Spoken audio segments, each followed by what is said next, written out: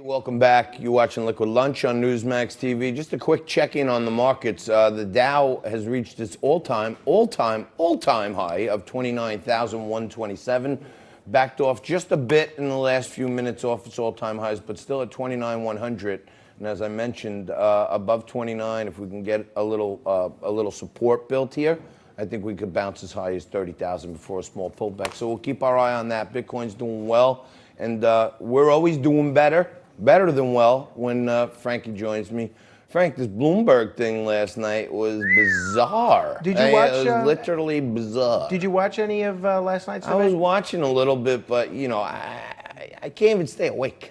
It's literally like so boring. Right. It is interesting that they've excluded the three most interesting candidates, at least in my judgment: Mike Bloomberg, Tulsi Gabbard, and Andrew Yang. But they made sure to include the two most boring candidates, Tom Steyer and Amy Klobuchar. Tom Steyer looks like, you remember when you were a kid, there's like those cartoons where they have like two cartoons and it says, what's wrong with this picture? Like you got to find the mistakes. Right. He just looks like he doesn't belong there. It's like, it's like a made. Well, you know what I find? It's like the rich kid whose dad gets him on the travel baseball team. Well, why is he over there? You know what we I know find why he's so there. bizarre about Tom Steyer, and I'm sorry we don't have any video of this, is when all the other candidates. Go ahead, ask me a question.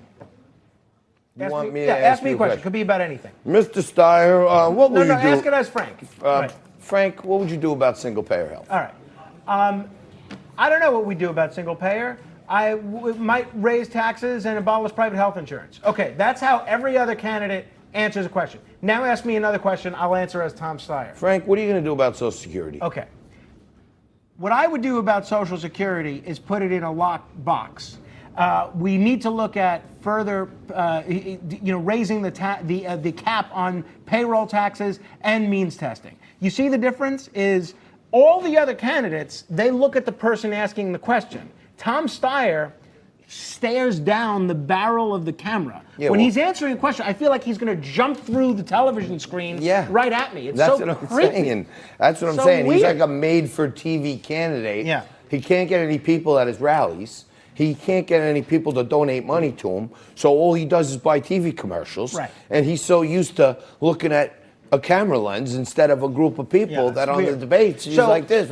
So yesterday, John, the two people dominating the social media sphere on the debate stage were Andrew Yang and Mike Bloomberg. Andrew Yang for earning the endorsement of D.L. Hughley, and Mike Bloomberg for a series of bizarre tweets. D.L. Hughley, that sounds like a big one. Oh, yeah, and he's already got Norm Macdonald, don't forget. All right. So we don't know wwho's next. Maybe he can do the Monsters, a comedy tour with them. All right, so let's take a look at some of these Mike Bloomberg tweets. Unbelievable. He went on let's get to this. A Twitter tear. Okay, so here he is during last night's debate, from which he's been excluded because he's not taking donations and he wasn't tall enough to reach the clown's hand, so he couldn't get into the arena.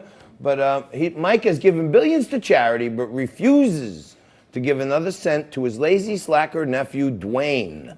Interesting. Makes no sense whatsoever.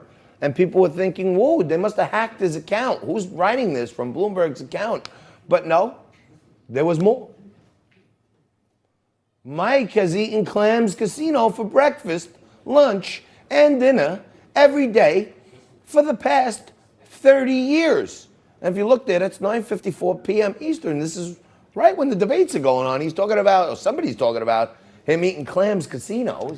What's up with that? Yeah, and I've eaten with around the same place where Bloomberg was, and I didn't see him eating Clams Casino. Yeah, you well, think that's again, true? if he wasn't hacked, which he says it wasn't. He says he wasn't hacked. Then it was a joke. Give us one more, and then I'll want to read one or two of these. Yeah, I mean, this one might be the most bizarre of all. Test your political knowledge. Spot the meatball that looks like Mike. And as you can see there, they have his face superimposed on a meatball. And now, I don't know, whoever made this whole idea and campaign here is a meathead. All right, let me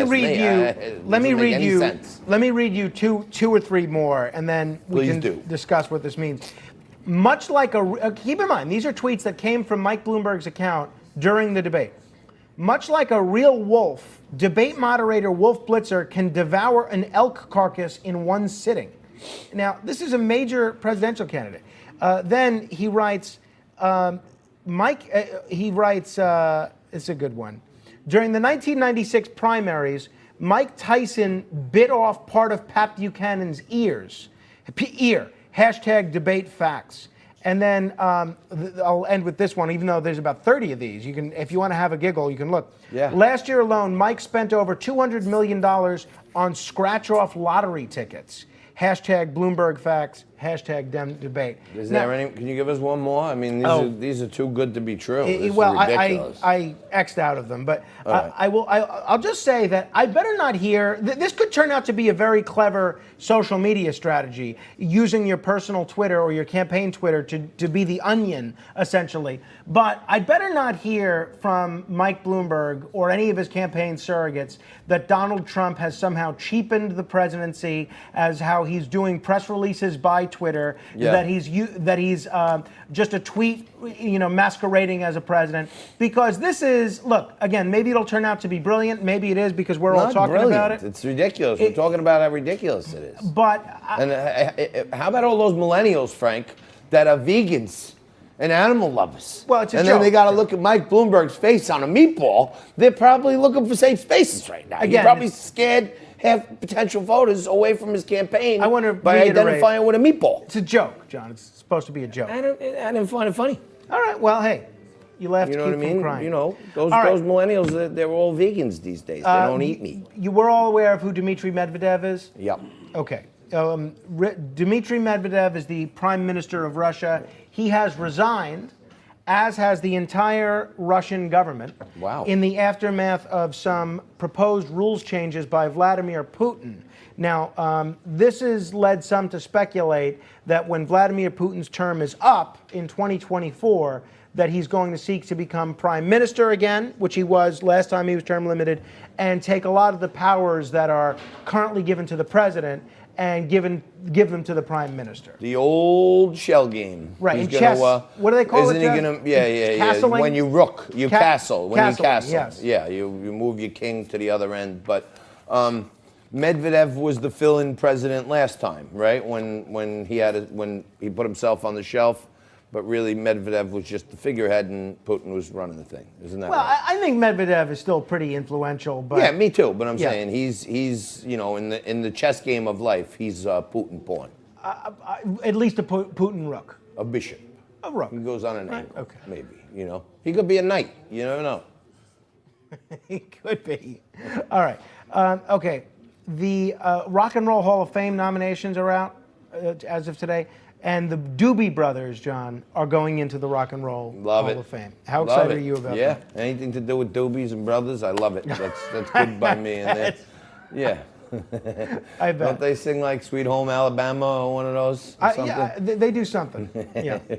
I'm not a big Doobie Brothers fan. It's a little before my era, but they are a legendary group, that's for sure. Okay, and your friend Michael Avenatti was arrested yesterday, again. Wow. This time by the IRS. There's going to be a bail hearing this afternoon. He was arrested in California while he was appearing at a disciplinary hearing of the California Bar Association. Now, this has nothing to do, we don't think anyway, with the two other cases that he was already arrested for. One, an attempt to extort Nike, and then the second was trying to steal embezzle some of his clients' funds to the tune of $850,000. So Mr. Avenatti's legal troubles, just beginning. Maybe a little bit of a cautionary tale there.